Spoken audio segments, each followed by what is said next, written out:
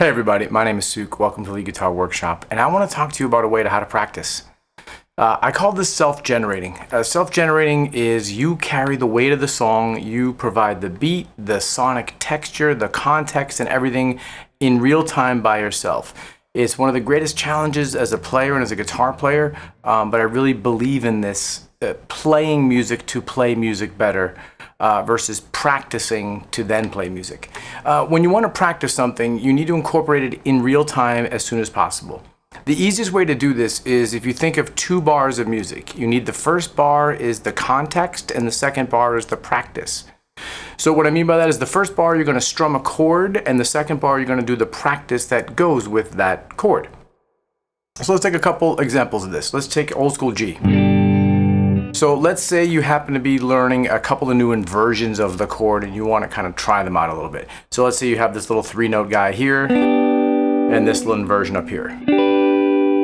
The first thing you can do is strum even just quarter notes to make sure you're keeping the time. It's really important to do 4 beats and 4 beats. So if I did like 1, 2, 3, 4, and then I'm going to hit the inversion back to the chord.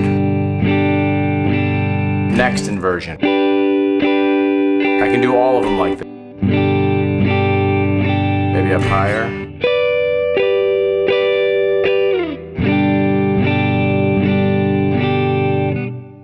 So you're putting it in real time. You've got a chord, there's context, there's a beat, you have to get in and out in a certain time. And that's the skill of music, is that.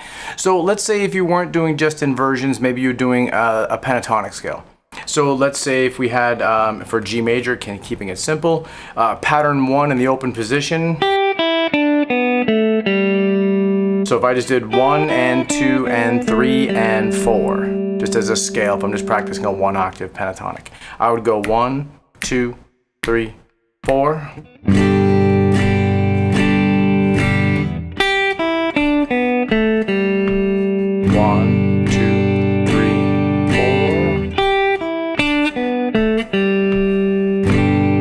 Now that's very basic. What you can do also is you can complete the whole pattern if you do it in every other time.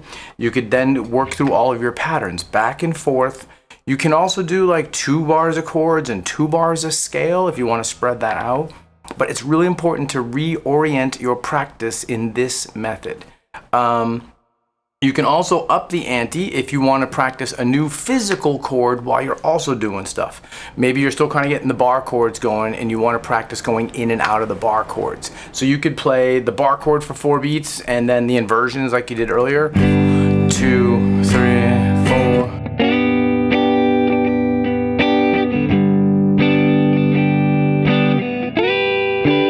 You could do it with scales.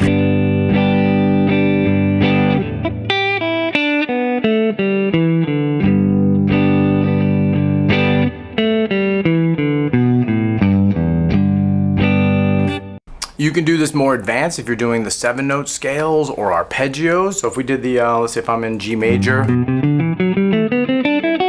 there's a pattern 2 right there. I can play the bar chord, do the same idea.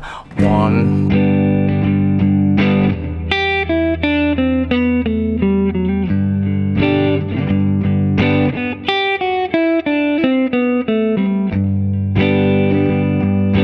Up.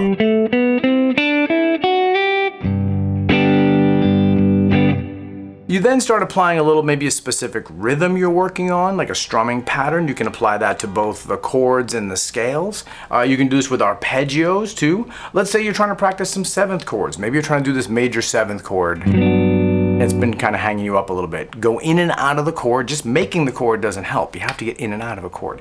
So play it, and maybe you're also working on some arpeggios for that chord. Put them in action, right? So you could do like 1.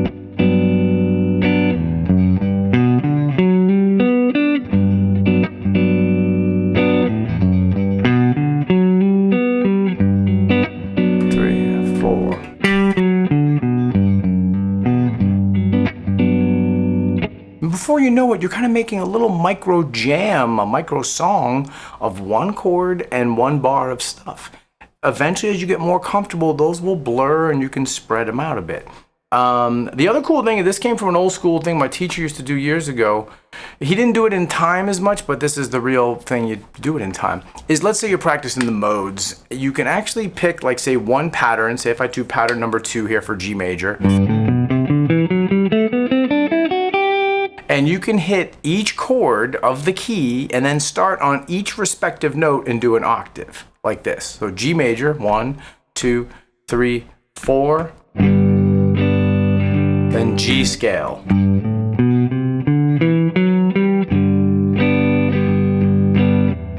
Now the next time I'll do A minor and go A to A.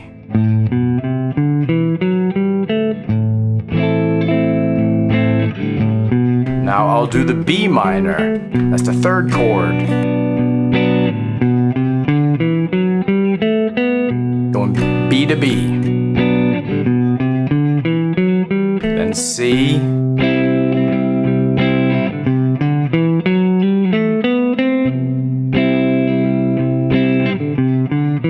Then I'll do D, D7.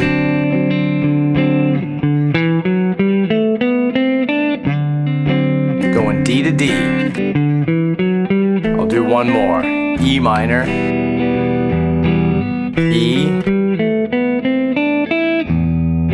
Same pattern.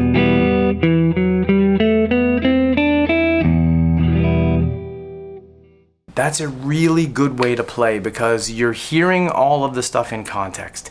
If you're just playing the same notes randomly without time, you don't really hear it in its place. Really important. So self-generating is a way that you provide the context yourself. You get your acoustic guitar, just you in the middle of the woods, and you're playing music. You provide the beat, the chords, the melody, the context. You keep a listener in it. It's always music. You should never just play practice stuff. Well, who wants to do that? If you're going to practice to improve, put it in context. Get it in the game, man. Come on, coach, put me in. The simplest thing you can do, 1 bar, 1 bar. Eventually this leads to like 12-bar blues, back and forth. Think of it like a call and response. A chord call and a note response, if you will. You can get very creative with this, and really it'll just train you to teach to play music every time you grab your guitar. You should think of the beat. You should know the tempo, you should know the chord you're playing over, and what you're going to do to make this really successful. All right, everybody, my name is Suke. This is Lead Guitar Workshop. Click the link below, sign up for the channel and get the notifications and stuff. And I hope to see you guys out there, and keep playing.